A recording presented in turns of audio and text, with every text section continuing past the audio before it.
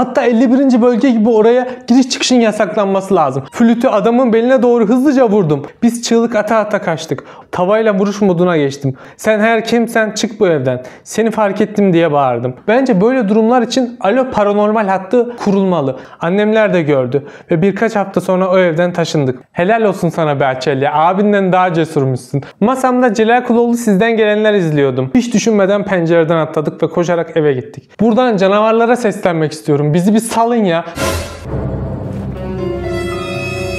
Her an bir yerlerden bir şeyler çıkacak gibi hissediyorum. Merhaba Türkiye'nin en cool ailesi. Videoma ve kanalıma hepiniz hoş geldiniz. Nasılsınız, iyi misiniz? Her şey yolunda mı?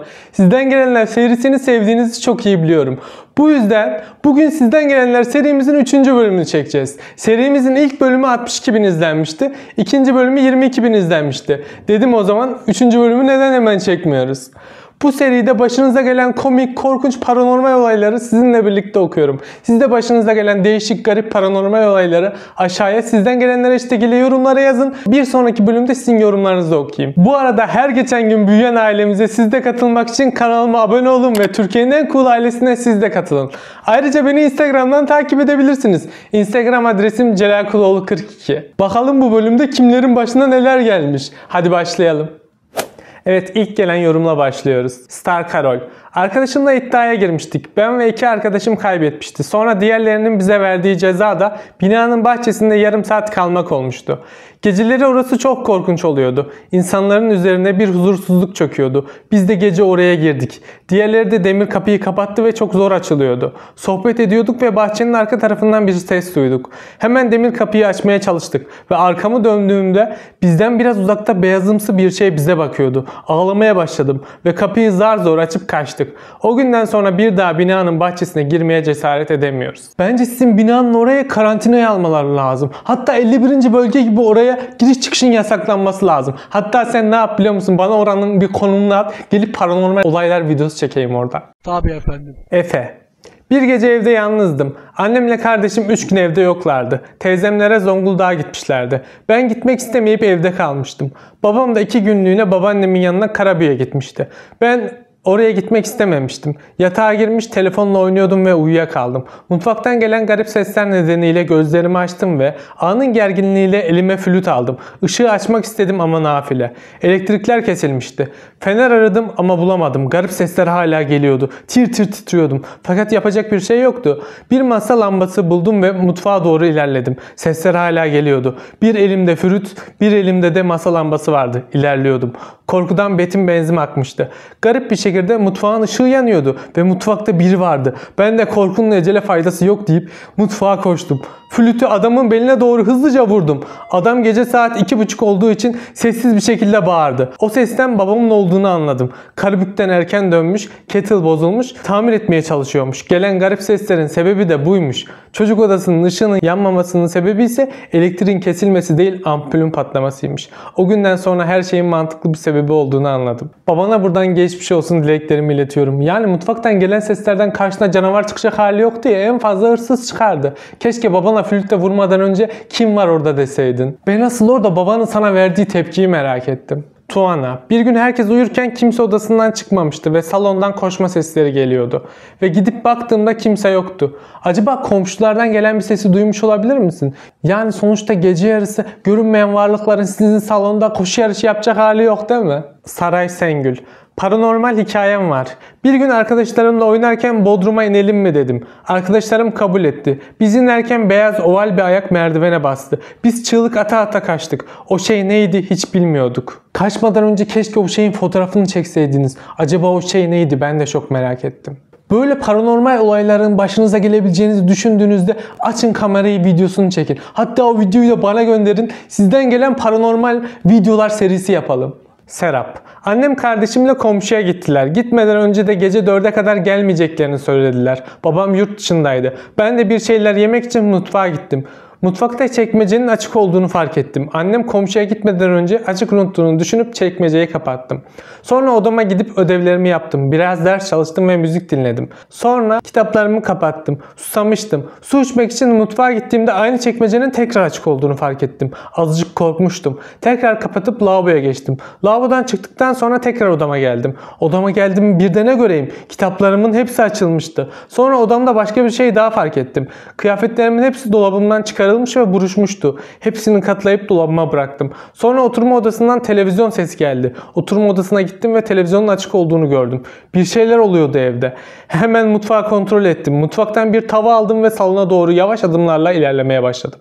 Tam koridora doğru gelmiştim ki yatak odasından ses geldi. Yatak odasına doğru gittim. Korkudan kalbim hızlı hızlı çarpıyordu. Yatak odasına geldiğimde makyaj malzemelerim yere düşmüş ve annemin yatağı darmadağın olmuştu. Tavayı yere bırakıp hepsini toparladım. Sonra tavayı almak için eğildiğimde tava yerde yoktu. Etrafıma bakındım ve tavanın ayna masasının üstünde olduğunu gördüm. Koşup tavayı aldım.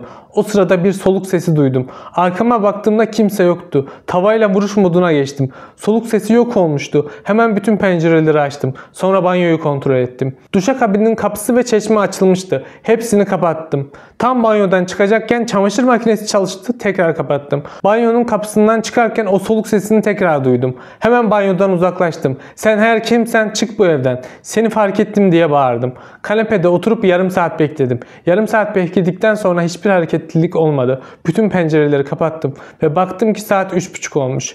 Hemen yatağa geçip uyudum. O gün çok korkmuştum. Serap, sen ne yaşamışsın ya? Resmen korku filmi gibi. Keşke o an direkt aileni arasaydın. Bence böyle durumlar için Alo Paranormal hattı kurulmalı. Yani en azından acil durumlarda orayı ararız. Rosie. Evde annemleydim. Annem televizyon izliyordu. Ben de Snap'te arkadaşlarımla görüntülü konuşuyordum. Konuşurken kedi kulaklı animasyonla konuşuyordum. 5-10 dakika sonra annem uyumaya gitti. Ben hala konuşuyordum. Biliyorum inanmayacaksınız ama kedi kulaklı animasyon benim tam yanımda belirdi. Sonra gittikçe uzaklaştı. Annemle babama söyledim, inanmadılar. Sonra onların yanında denedim. Köpek animasyonunda ağzını açınca köpek dilini dışarı çıkarıyor ya. Yanımda belirdiğinde bu sefer dilini çıkardı. Hiç kapatmadı. Annemler de gördü. Ve birkaç hafta sonra o evden taşındık. Mutlu son, seni seviyoruz abi. Ben de sizleri çok seviyorum. Bence o ev perili falan ya. İyi ki taşınmışsınız.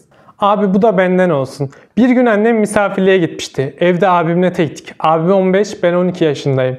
Bu yorumu 4 yıl önce attığına göre o zaman şimdi abin 19 yaşında, sen de 16 yaşındasın. Ben niye şimdi bunu hesapladım ya? Saat 7 filan. Annem çıktı, ben Enes Batur'u izliyordum. Abim bana seslendi. Kardeşim bir gelir misin diye. Hadi film izleyelim. Tamam dedim, oturduk filan. Sonra dedim ne açacaksın dedi. Korku. Tamam dedim. Ruhlar Bölgesi diye bir şey açtı. Birkaç dakikalık izledim. Bir de baktım ki abim yorganın kafasına kadar çekmiş, kapat şunu diye bağırıyordu. Sonra da gece oldu. Annem falan geldi. Herkes uyudu. Saat gece 1'de. Ben tabi uyumuyorum. Gece 3'lere kadar Enes Batur'u izliyorum. Abim geldi yanıma, diyor ki Açelya benimle uyur musun dedi. Dedim neden? Ne oldu ki? Dedi sen bir gel. Gittim, dolabın arkasını gösteriyor. Dedim ne oldu? Diyor ki dolabın arkasında biri elini çıkarıp geri çekiyor. Bakıyorum bir şey yok. Uyudu. Uyuyorum dedi. Uyuma dedim. Neden? Diyor ki korkuyorum. Benim uyumamı bekle. Ben uyuduktan sonra uyu. Helal olsun sana be Açelya. Abinden daha cesurmuşsun. Bence senin korkuya karşı bağışıklığın gelişmiş. Sana korku filmi falan etki etmez. Masamda Celal Kuloğlu Sizden Gelenler izliyordum. Kedime baktım, ilk başta bana bakıyor sanmıştım. Sağ omzuma bakıyordu. Sağ omzuma doğru döndüm. Siyah bir karaltı gördüm. Gözlerim karardı ve kolumla bir acı hissettim. Kolum kanıyordu ve bu olay uydurma değil. Beni izlerken başına bir paranormal olay gelmesi çok ilginç değil mi ya?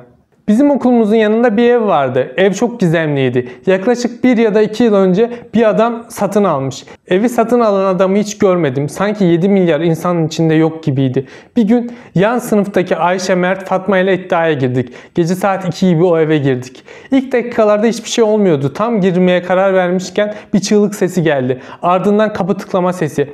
O kadar korkmuştuk ki yan gruptaki Fatma ağlamaya başladı. Merdivenden ayak sesleri geliyordu. 2. kattaydık. Birinin geldiğini fark edince hiç düşünmeden pencereden atladık ve koşarak eve gittik. Sabah okula gitmedim ve ailem beni başka bir okula yazdırdı. Farkında mısınız? Böyle şeyler hep genelde bir şeyleri çok merak ettiğimiz için başımıza geliyor. Ben de küçükken mesela buzdolabının içinde havalar nasıl diye çok merak ediyordum. Buzdolabının içine girmiştim. Bir gün akşam yatağımda yatarken çatıdan ses gelmişti. Milletin başlarına neler geliyor, sen diyorsun çatıdan ses geliyordu. Kuştur, faredir, bir şeydir o ya. Yusuf, çok cooluz ve de korkunçuz ya. İncir yiyordum uçuyor diye bağırdım bu videoyu izledikten sonra. Gerçekten ben de korkunç bir şeyler izledikten sonra bilinçaltımdan nesneler hareket etmeye başlıyor. Sanki kapının camından biri bana bakıyormuş gibi hissediyorum. Ve bu tür şeyler genelde fark ediyorsanız hep akşamları ya da geceleri oluyor. Demek ki neymiş? Canavarlar gündüzleri çalışmıyor. Gündüzleri uyuyorlar, dinleniyorlar, enerjilerini biriktiriyorlar. Geceleri bizlere musallat oluyorlar. Tabii efendim. Buradan canavarlara seslenmek istiyorum. Bizi bir salın ya. Tamam korkuyu seviyor olabiliriz ama sizleri sevmiyoruz. Canavar kardeşlerim lütfen bizi bir salın artık ya. Canavara kardeşim demeyen de ne bileyim. Tuğba Cirit. Beni bir keresinde saat akşam 9 gibi mutfakta su içiyordum. Etrafıma bakınırken arkamı döndüğümde kapıdan bana bakan mumaya benzeyen bir varlık gördüm bir saniyeliğine. Acaba su içmeden önce korkunç bir şeyler izleyip ondan etkilenmiş olabilir misin? Düşünsenize bu videoyu çekerken benim de başıma paranormal bir olay geliyormuş. Neyse ki bu videoyu gündüz çekiyorum. Canavarlar şu an mesaide değil. Her an bir yerlerden bir şeyler çıkacak gibi hissediyorum. Daha fazla Sizden Gelenler serisinin gelmesini istiyorsanız videoyu beğenin. Ayrıca Sizden Gelenler serimizin 4. bölümünde yer almak için siz de başınıza gelen garip, ilginç paranormal olayları Sizden Gelenler hashtag aşağıda yorumlara yazın. Hepinizi çok seviyorum. Türkiye'nin en cool ailesi. Bir sonraki videomuzda görüşmek üzere. Allah'a emanet olun.